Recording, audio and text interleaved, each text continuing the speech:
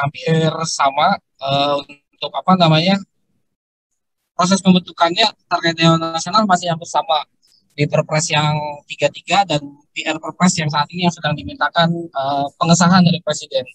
Jadi dari provinsi mengusulkan kepada Pak Menko atau Ketua Dewan Nasional untuk diusulkan kepada Presiden terkait dengan keanggotaannya.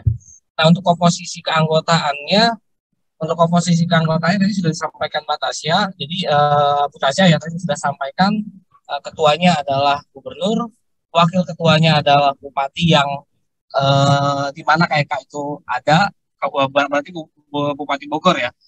Nah, kemudian yang untuk keanggotaannya yang mewakili pemerintah pusat yang ada di daerah, mewakili pemerintah pusat yang di daerah itu adalah instansi partikal. Kalau tadi diusulkan ada 4 instansi partikal, tapi di Perpres dibatasi 3, Pak. Jadi Perpres kelembagaan membatasi untuk instansi pusat yang berada di provinsi itu hanya 3 nanti instansinya. Nah, kemudian 6 keanggotaan dari Dewan Kawasan itu dari pemerintah daerah. Nah, pemerintah daerah ini pemerintah daerah provinsi dan pemerintah daerah kabupaten atau kota. Nah, dalam hal ini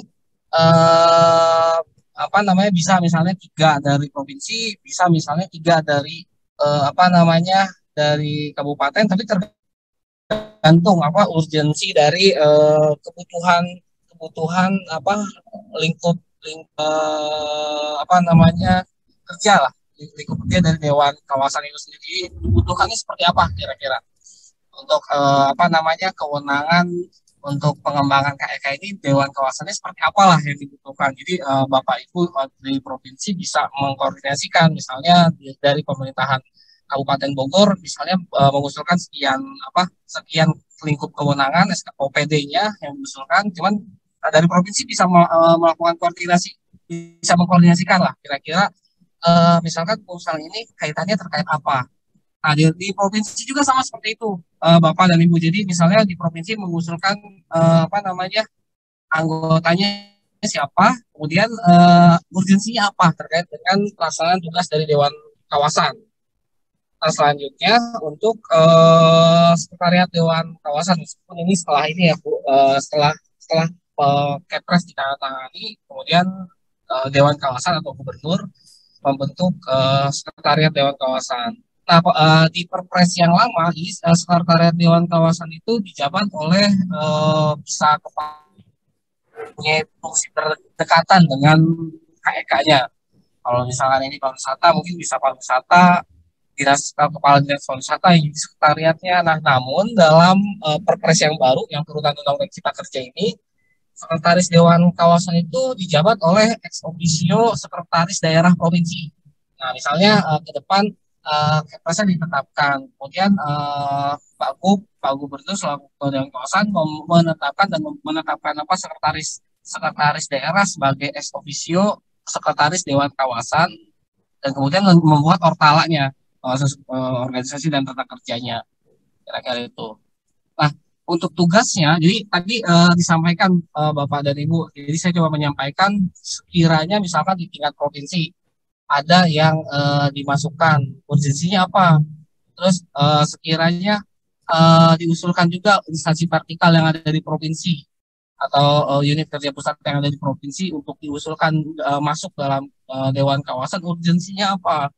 Nah, kemudian yang di Kabupaten Bogor juga misalkan ya, ketika akan dimasukkan urgensinya itu apa gitu. Biasanya kami pada saat pembahasan draft Kepres dengan teman-teman Setkap dan Setlek dan Kumham itu selalu dimintai informasi. Jadi alasannya apa mengusulkan alasannya itu apa diusulkan keanggotaannya yang bersangkutan untuk masuk dalam anggota Dewan Kawasan. Nah, paling tidak seperti ini Pak pendekatannya. Jadi ini tugas saya ambil dari Perpres yang sedang dimintakan pengesahan Presiden. Jadi tugasnya itu ada melaksanakan strategi kebijakan umum yang telah ditetapkan oleh Dewan Nasional. Kemudian membantu Dewan Nasional dalam mengawasi pelaksanaan tugas administrator KEK, kemudian menetapkan langkah strategis penyelesaian permasalahan dan pelaksanaan kegiatan KEK di wilayah kerja, kemudian menyampaikan laporan keuangan KEK kepada Dewan Nasional setiap akhir tahun, Yang E menyampaikan laporan insidentil dalam hal dapat permasalahan strategis kepada Dewan Nasional. Yang F pelaksanaan tugas lain yang diminta oleh Ketua Dewan Nasional. Nah, jadi esensinya kan kawasan ekonomi khusus itu kan apa namanya, ada integrasi kebijakan apa dari itu. Jadi di tingkat daerah itu kita dibantu oleh Dewan Kawasan. Kalau misalkan rezim pemerintahan daerah itu kan provinsi itu selaku wakil pemerintah pusat yang ada di daerah melakukan pembinaan dan pengawasan kepada daerah. Kalau di rezim undang-undang apa Pemda. Tapi kalau di rezim undang-undang KEK sebetulnya hampir sama pendekatannya. Karena pengembangan KEK ini menggunakan apa namanya, kombinasi antara desentralisasi struktural dengan desentralisasi fungsional. Jadi ada irisannya lah kira-kira seperti itu. Nah, yang tadi disampaikan itu sebetulnya teman-teman dari Provinsi Jabar dan dari Bogor harus mulai merumuskan kira-kira misalnya di kabupaten apa nih yang masuk, siapa nih dinas apa yang masuk untuk apa namanya, pengembangan KEK di Jawa Barat. Jadi orientasinya karena Dewan Kawasan ini kan Dewan Kawasan Ekonomi Khusus Provinsi Jawa Barat, orientasinya harus kepada kewenangan Dewan Kawasan di lingkup provinsi. Nah, dukungan apa kira-kira di KEK Lido ini yang dibutuhkan gitu kira-kira itu. Itu yang pertama. Nah, sama halnya misalkan ketika di provinsi, apa kira-kira dukungan yang dibutuhkan. Sama halnya juga ketika di instansi vertikal, misalnya di Lido pengembangannya pariwisata, kemudian apa namanya, dari pengembangan pariwisata misalkan dibutuhkan apa nih? Nah, misalkan kalau tadi Pak Asda sempat sampaikan, misalnya kita juga sampaikan usulkan BPN, misalkan kanwil BPN supaya masuk dalam keanggotaan Dewan Kawasan. Nah, kita perlu perlu exercise nih Pak, apa namanya, eh, apa instansi vertikal yang diusulkan, apa kebutuhannya, misalnya lahan yang di Lido itu berapa persen sih penguasaannya, atau misalnya kenapa kita mengusulkan kepala apa namanya, apa namanya, kanwil ATR karena terkait dengan percepatan splitting dan lain sebagainya lah misalnya, karena kan sebetulnya dulu administrator itu dilekatkan pada OPD di daerah. Nah, kemudian administrator saat ini kan ke depan unit kerja pusat, tapi tetap ada rekan-rekan misalnya kanwil, misalkan teman-teman ATR yang